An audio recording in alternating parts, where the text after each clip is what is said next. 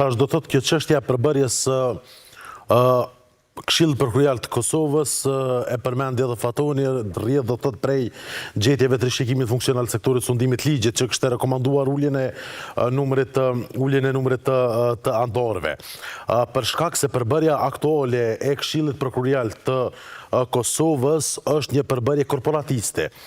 Çka i bën tash korporatiste? Do thotë për këtë korporatizmin që ka konstatuar edhe Komisioni i Venecias. I bie ndoshta me elaboru në terma pak më praktik është se anëtarët e Këshillit Prokurorial të Kosovës, përbërja e Këshillit Prokurorial të Kosovës është 13 anëtarë, 10 prej të cilëve janë prokurorë dhe vetëm 3 janë të jashtëm.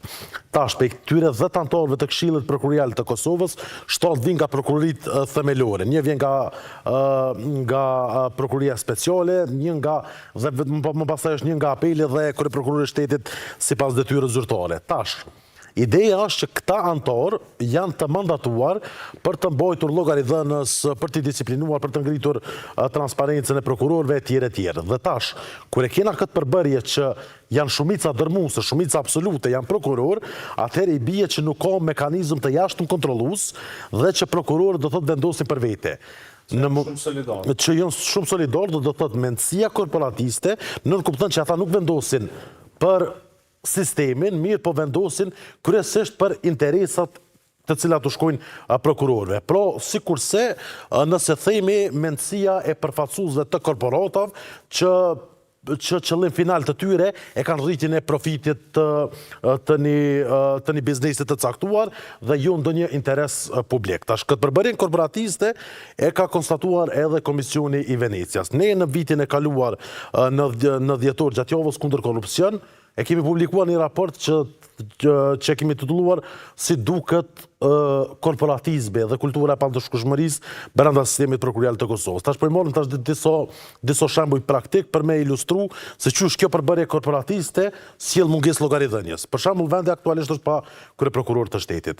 Presidenti i Republikës së Kosovës e ka kthy procesin dhe i ka kërkuar nga Këshilli Prokurorial i Kosovës që të ndërmarrë masat e nevojshme që të zhvilloj procesin bos gjetjeve, problemeve, rekomandimeve që i ka dhënë etj.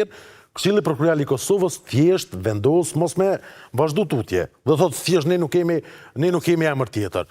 Tash, ne avokojmë dhe kërkojmë për Këshillit Prokurorial të Kosovës, ju lutna hapeni konkursin, në bazë asaj që kërkon ligji, që kërkon kushtetuta dhe vazhdojnë dhe bëjnë vendin me kryeprokuror. Nuk ka asnjë arsyetim në këtë drejtim.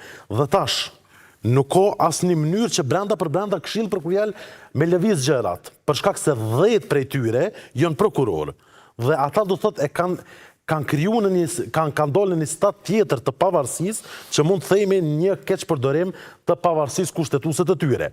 Tash, shembull tjetër për shembull se përmendim. Njëri prej anëtarëve të Këshillit Prokurorial të Kosovës, e kemi përmend edhe më herët, ka qenë anëtar edhe në një përbërje të kaluar, një përbërje më herët të Këshillit Prokurorial të Kosovës. Ligji për Këshillin Prokurorial të Kosovës thotë që anëtari zgjedhet me një mandat pa të drejtë rizgjedhje. Pikë.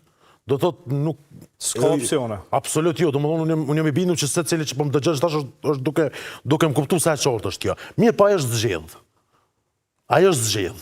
Dhe përkundër faktit që kemi treguar se është të kundërlidhshme, ta supozojmë nuk e kam po nenin, ka ik ose diçka, thjesht do thotë ai ka vazhdu. Madje në mandatin përkundër që është anëtar ende, do thotë ka qenë edhe kryesuesi i Këshillit Prokurorial të Kosovës. Pra ka qenë është një mungesë e theksuar me llogaridhënies. Tash shohim për shembull konkurset për avancim. Vazhdimisht tash në dekadë pothuajse vazhdimisht ju dolin probleme të caktuara. Ta krahasojmë me gjendjen në Këshillin Gjyqësor të Kosovës përkundër problemeve që evidentohen edhe atje. Përballë faktit që Këshilli Gjyqësor i Kosovës e ka një farçose proaktive që kërkon, inkurajon, nxit përfaqësues të medjave, shoqërisë civile, hajde monitoroni procesin për shkak se është si garanci të procesit vetë. Këshilli Prokurorial i Kosovës nuk na ka leju me monitoru në një proces. Dhe kur të kërkon tash llogaridhënia nga brenda nuk ka çush lëviz. Sepse një kohë gjatë do thotë as këto 3 pozita të anëtarëve të jashtëm nuk kanë qenë të plotësuar, mirë po edhe sikur të jenë 3 me 10, 3 me 10 do thotë është shumicë e papërfillshme.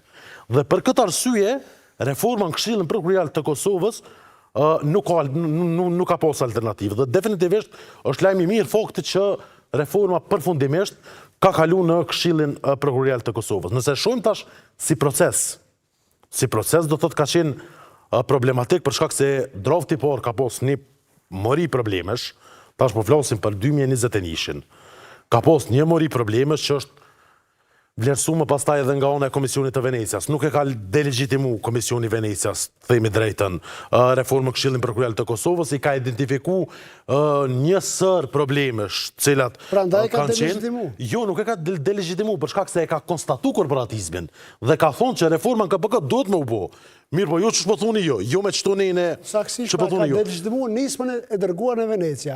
Ndërkohë që ka vendosur rëndësi në faktin se reforma është thelbi reformës, thelbi reformës është ulja e numrit të anëtarëve dhe ulja këtij disproporcionit të anëtarëve.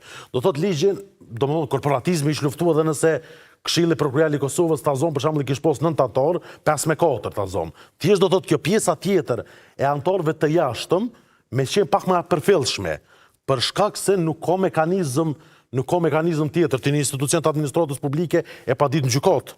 Dhe do thotë me vendim gjykatës që përbën titull ekzekutive e shtin me ndryshu praktikën. Por brenda Këshillit Prokurorial të Kosovës praktikat e shumta nuk ndryshohen me këtë përbërje. Dhe kjo ka edhe arsyeja pse Komisioni i Venecias e ka inkuraju si nismë, mirë po jo me atë përmbajtje. Tash ka ndodhur, do thotë përkundër që më ndërmerrën një sër veprimesh drejt adresimit atyre komenteve të Komisionit të Venecias, gjykata kushtetuese e shfuqizon ligjin si kundërkushtetues. Tash mos flasim për atje se kemi fol disa herë edhe në këtë studio.